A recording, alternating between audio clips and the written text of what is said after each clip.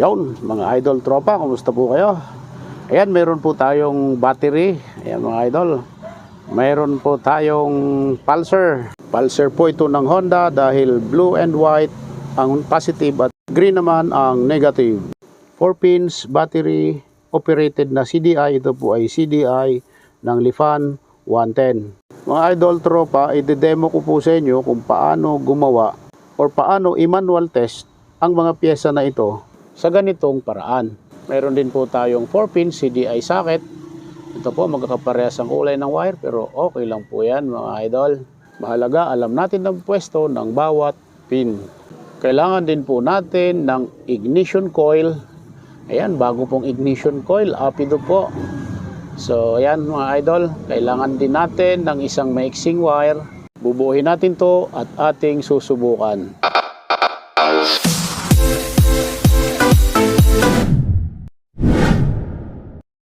Salamat sa magandang intro, Katropa Allen. So gagamit tayo ng bracket na to mga idol. So ito yung magiging base ng ating ground.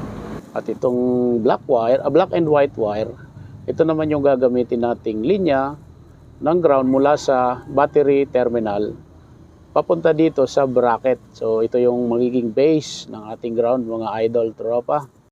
Ayan, at kabit natin itong dulo sa ground terminal ng battery. Ayan po. Okay, so naikabit na natin. Okay, next. Ang ikakabit natin na susunod ay itong ignition coil. So kaya naglagay tayo ng ganyang bracket para may paglalagyan din tayo ng ignition coil para mas maganda ang pasok ng ground. So ayan, ikpitan lang natin yan at okay, medyo umiikot. Kailangan nating higpitan, konting ipit lang. Ayan, okay na to. At saka nga pala, kailangan natin ng fuse. Ayan, mahirap na baka sumabit tayo at maputukan tayo ng CDI. So ayan, lagay natin sa wire na galing sa positive terminal ng battery. Pero ayan, set aside muna natin. So dito muna tayo sa CDI mga idol tropa. Ayan, transparent, kita po ang kanyang tiyan. Ayan, so ito pong pwesto ng CDI natin, yung pin. Ito ang ground na part ng ating CDI. So dito sa kabila, lower part, left side, ito po yung positive. Ito naman po sa upper left side, ito po yung pulsar. At dito sa upper right side, ito po ang ignition coil. So papunta po sa ignition coil mga idol. Okay, so ikabit na natin ang ating socket, 4-pin socket. Okay, ayan, at isa-isahin natin mga idol para hindi tayo malito. Ayan, so itong part na to, ito po yung sa pulsar. At ito naman yung papunta sa ignition coil. Ayan, at saka itong isa na to, ito po ay papunta sa ground. At ito naman ang papunta sa ating accessories wire or positive. Okay po, ito po ang ating munting diagram mga idol. So ayan po, Lifan 110 CDI. Itong top part na to, ito po yung pulsar, ignition coil. Ito po ang accessories wire, papunta sa accessories wire, positive po yan. At itong part na to, ang papunta sa ground. Okay, at dito tayo ngayon sa pulsar. Ayan po, ito po yung pulsar, pick-up coil sa ibang tawag. Green wire, ito po yung wire ng ground ng ating pulsar. At itong blue-white, ito po ang sa positive ng ating pulsar. So ito pong pulsar na to ay pang Honda. Ayan, unang wire na galing sa ating CDI, ito po ang pulsar. So ikakabit natin siya dito sa pulsar wire ng ating pulsar. Okay, so ito po yung blue and white mga idol. So balutan natin ng tape para sigurado. Ayan po. Okay, so isusunod natin itong part na to sa taas, sa bandang kanan. Ito po yung sa ignition coil. So ito yung ating ignition coil at yan, may socket po ito. Okay, so itong pinagmulan ng socket, mayroon pong wire. Okay, so dyan natin itatap yung wire na galing sa CDI. Ito po, ito yung wire na sa parte ng pulsar. Okay, so ikabit lang natin mga idol tropa. Siguraduhin nyo po na hindi nakakabit ang positive muna na galing sa battery dahil minsan may kuryente yan. So ayan, balutan lang po natin. Ayan. So pagkatapos nito, dalawang wire na lang mga idol. Okay, so ito po ang ground wire. Ayan. Tsaka ito naman ang positive. So, unahin muna natin itong ground wire mga idol. Ayan, so dahil ground wire ang green ng ating pulsar ay pagsasamahin na sila dahil pareho naman silang ground. Ayan mga idol. At dudugtungan na lang natin ito ng maiksing wire para umabot doon sa ating ground base. Yun pong bakal na ating inilagay kanina. Yung bracket. Ayan. At isama na natin itong ground wire na galing mismo sa terminal ng battery.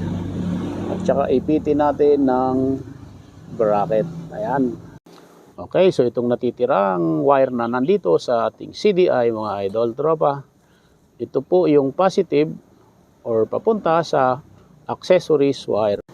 Ayan, at ikabit na natin siya dito sa wire na galing sa fuse. Diretso po sa positive terminal ng battery. At syempre, kailangan nating lagyan ng electrical tape. Mga idol, tapos na po ang wirings para sa manual testing ng mga pyesa na nandito.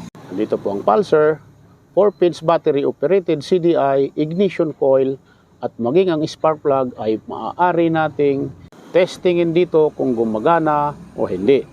At ito po mga idol, subukan po natin.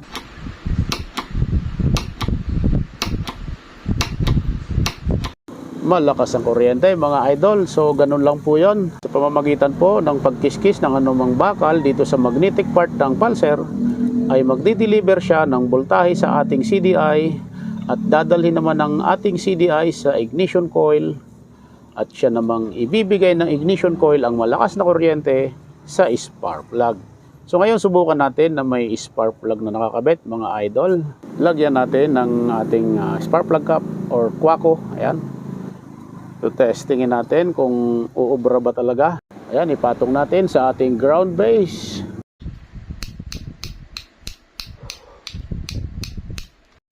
Ayun, at na-spark mga idol.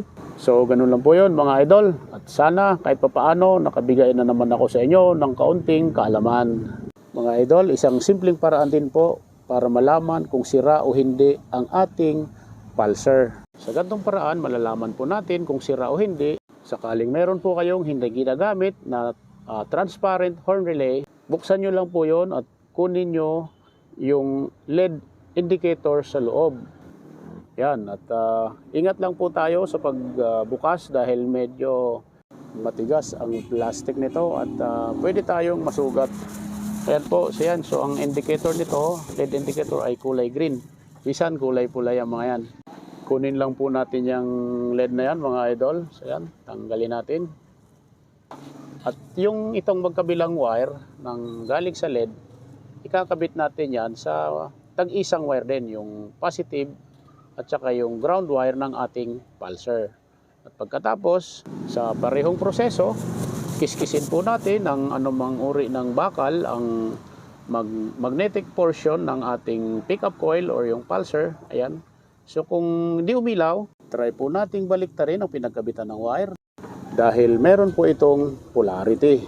So kapag hindi pa rin umilaw, ay maaaring sira ang inyong pulsar, mga idol. So ayan, try natin, binaliktad. Ayan po, umilaw dahil good naman talaga ang ating pulsar. Okay, mga idol, tropa, maraming salamat po ulit.